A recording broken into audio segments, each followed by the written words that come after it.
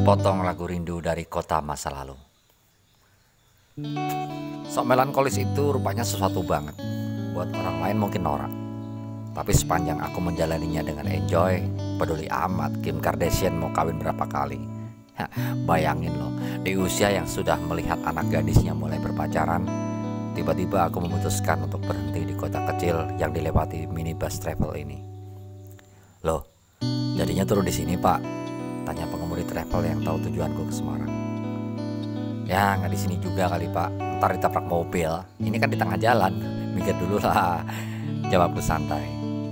Si bapak sopir malah tertawa sambil tangannya berayun ala rapper yang lagi ngoceh di panggung. Wah, mobil travel jenis shuttle bus ini pun menepi dengan manis. Bak film drama Korea entah tahun berapa, aku dan si bapak sopir travel saling melambaikan tangan. Ibu yang duduk di sebelah pak sopir sampai meneteskan air mata. Kukira tadinya sih terharu, ternyata ia makan snack keripik pedas level 17. Aku memilih berjalan kaki menyusuri trotoar. Rutinitas yang aku lakukan setiap hari dulu 20 tahun silam, dari tempat kos menuju gedung kampus. Hawa sejuk kota kecil ini masih sama seperti dulu. Andaikan beda hanya selisih sedikit derajat Celciusnya.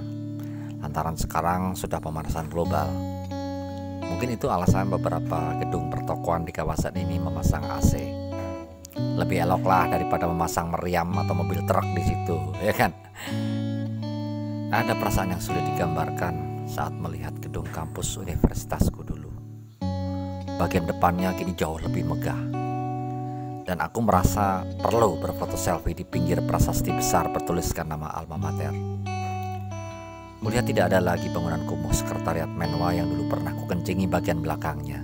Lantaran ketika mendaftar datangnya terlalu pagi dan nggak tahu di mana toilet terdekat. Sengaja aku menolak naik angkot, ojek atau alat transportasi lain. Karena aku ingin menapaki tiap jengkal trotoar dari kampus menuju pusat kota dengan semangat nostalgia. Jalur pedestrian yang dibangun sejak zaman Orde Baru dulu nampaknya memang dikonsep sebagai jalur ramah pejalan kaki. Sekitar setengah kilometer lebih berjalan, menikmati banyak perubahan di kanan kiri jalan, sampailah di bundaran pusat kota. Di sini dulu ada deretan kios kecil. Salah satunya kios pangkas rambut, di mana waktu itu ayahku mengantar aku, memaksa ya, bukan mengantar aja, memotong rambut usai dinyatakan diterima jadi mahasiswa. Dan apesnya Lina yang saat itu belum ketahui namanya, tapi sudah kenal saat melihat papan pengumuman, lewat dan berjalan. Lalu dia tertawa kecil melihat aku diantar papaku. Hai, samanya duluan diantar papa ya. Ya, sepertinya dia menggoda. Iya, aku menyaut sambil tersenyum kecut. Kamu kos di sekitar sini? Tanyaku. Itu di Jalan Telang Sari. Duluan ya, mari om. Ya pamit dengan sangat sopan pada papaku. Teman kuliahmu? Tanya papa. Iyalah, masuk Bu Lurah. Udah amat, sautku seperempat sebal. Apa sih? Kenapa juga aku yang memproklamirkan diri sebagai anak metal ini sampai diantar segala ke pendaftaran ulang? Aduh, coba aku sendiri. Ya pasti sudah ada kesempatan mendekati Lina saat itu. Pletok, aku meringis. Tamparan tangan keras papa mampir di kepala aku. Tanya kok ngatur. Sudah cepet, silahkan duduk. Itu masnya udah siap, dari tadi nungguin. Potong mas, pendek banget mas, ujar ayahku dengan suara nyaring menggelegar khasnya. Dan request beliau pada si mas tukang cukur sungguh aku rasa seolah sebuah eksekusi pada seorang napi. Aku tersenyum mengingat momen itu. Sekaligus sedih karena papaku yang garang, galak, namun begitu menyayangi aku, sekarang sudah tiada. Soal kios yang sekarang sudah tidak ada ya tidak terlalu sedih sih. Karena di depanku kulihat ada baliho iklan yang memajang foto Maria Ozawa memakai kemben Jawa dengan bersanggul pada rambutnya. Ini desain kok yang maksa banget Photoshopnya. Aduh. Gedung pertemuan yang dulu pernah jadi saksi aku manggung di sebuah festival sudah berubah bentuk dan fungsi. Jadi minimarket era masa kini. Ya, sekian lama aku gak kesini, wajar jika banyak terjadi perubahan. Dan 5 meter dari gedung adalah Jalan Talangsari. Rumah bertingkat pertama masuk jalan itu adalah kos-kosan Lina dulu. Yang membuatku terpukau, bangunan bahkan catnya tidak berubah sama sekali. Gila, apa sang pemilik mempertahankan sebuah nostalgia juga? Wah, keren ini. Aku pun mendekati ke pagar depan yang juga masih sama seperti dulu. Ya, hanya sedikit dicat ulang saja. "Cari siapa ya Om?" tanya seorang perempuan muda dengan dandan sederhana, sopan sekali. "Misi ya Mbak, apa di sini ada yang kos namanya Sora Aoi?" Jawab gua salah-salan. Ya, nutupi malu. Paling dia juga nggak tahu kan. Si Om suka bercanda. Yang di sini tuh cuma ada 3 cewek mudanya. Saurihara, Eva Angelina, sama Miho Ichiki. Kalau yang agak ibu-ibu ada 2, Asia Carrera sama Tera Patrick. "Ayo Om pilih mana?" Si Mbak menyahut di luar dugaan.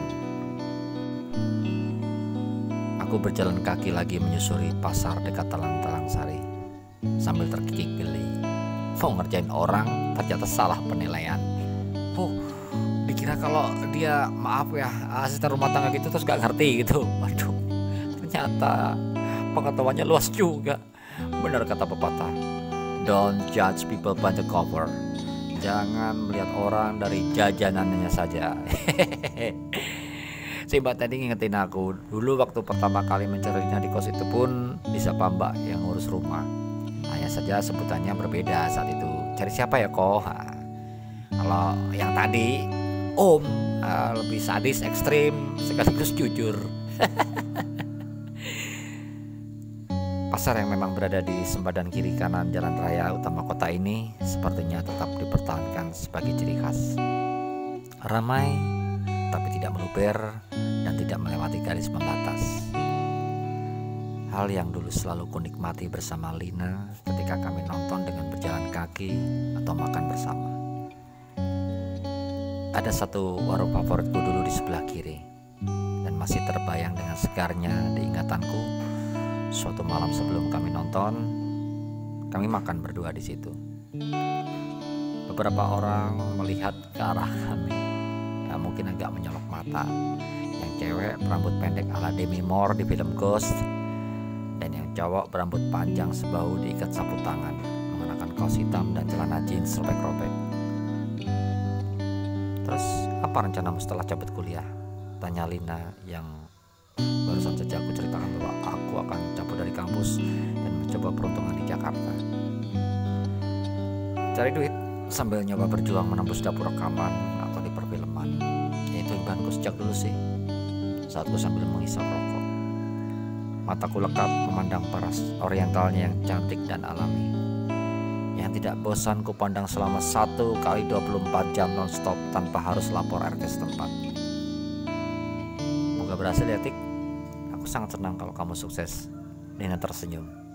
Ia jarang memanggilku dengan nama asli dan terbiasa dengan sebutan Brintik. Lantaran waktu orientasi mahasiswa baru dulu rambutku dikepras habis, tapi masih ada beberapa tersisa seperti pintik-pintik dan dalam bahasa Jawanya disebut Brintik. "Makasih Yang. Kamu sendiri apa planmu?" tanyaku, yang juga jarang memanggilnya dengan nama sesuai di kartu identitas kemahasiswaan maupun KTP. Nama Chinese-nya itu Tan Lin Yang, dan ketika memanggil Yang, aku menganggap itu juga menyapa sayang. Dipaksa-paksain deh. Ya, aku berusaha bisa tamat 3,5 tahun. Wargaku kan biasa-biasa aja. Kami bukan keturunan Tionghoa kaya, jadi harus jeli mengalkulasi biaya selama aku studi di situ. Kalau aku bisa memangkas waktu 6 tahun, 6 bulan, berarti aku bisa menghemat banyak pengeluaran. Tuturnya membuatku tersentuh. "Jangan buru-buru jadi pengantin, tunggu aku," selorohku.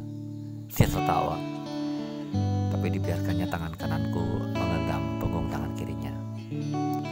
"Nunggu kamu gak jelas gitu, bisa-bisa aku kawin duluan sama Devin." Dia ketawa. Ipin kan belum resmi jadi pacarmu dan belum tentu jadi suamimu. Aku juga gak mau kalah. Ya sama dengan kamu. Kami tertawa bersama. Ya, antara aku dan Lin yang meski tidak terjadi hubungan pacaran resmi, kami lebih berteman akrab. Ya, meski aku mencintai dia dan dia tahu perasaanku. Katanya waktu itu sih dia tidak menerimaku jadi pacar resmi. Rasanya kalau putus, maka hubungan yang nyaman antara kami akan berakhir. Dan itu yang lebih ia takutkan. Kenangan yang terbayang kembali itu sedikit membuatku tersayat. Aku kembali melangkah dengan tali tas tersambar di bahu, sampai kemudian sampai di sebuah hotel bercorak klasik, atau bisa dibilang kuno.